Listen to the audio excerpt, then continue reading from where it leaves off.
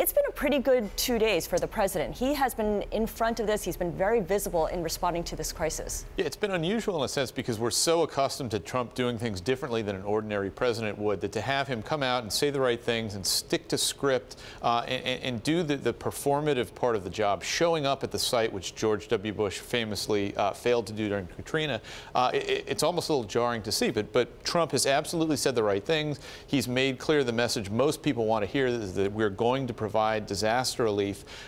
As long as he can follow through on that in the next, when Congress returns, that's the only place I think he might get tripped up. And I can see Joe is already so you've obviously gone to the key question, which is there's an extraordinary legislative calendar coming up that's going to even be more complex by the need to pass a bill to appropriate aid for this. Now that the personnel in the White House are considerably different than during the health care fight, obviously the departure of Steve Bannon being the biggest difference, do you expect the White House to take a different approach here? I don't think the White House is necessarily going to be the problem here. I think Congress is going to be the problem, and it doesn't really have to do with Trump or Bannon so much as it does the natural divisions in Congress. There are two potential hurdles I see.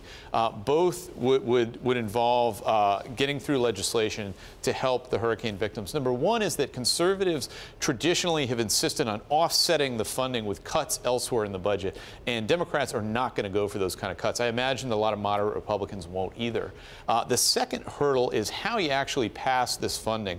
One mechanism being considered is that you attach it to a bill that's got to pass anyway. And the obvious bill to attach it to in September would be the bill funding the government. The problem there is that if that bill also includes funding for, say, a border wall, then you run into, again, a problem in Congress where you can't get the legislation through. So while Trump has excelled, I think, at the performative aspects of dealing with a hurricane, there's now the legislative side, and that's going to be much more difficult. And even this week, we had Mark Meadows, the chairman of the Freedom Caucus, saying, hey, we never had a clean debt ceiling raised with President Obama in the White House. Well, how are we going to be able to do it, or why should we be doing it when there's a Republican in the White House here? So he's still, even at this stage, reiterating that the line that the conservatives have always taken over this. Right, and the obvious rejoinder to that question is, well, because you're the Republican Party and you control all three branches of government, so you ought to be able to do it fairly easily. The question is whether House Republicans, especially hard right Republicans, will be willing to submit. And right now, there's not a lot of sign that they will be.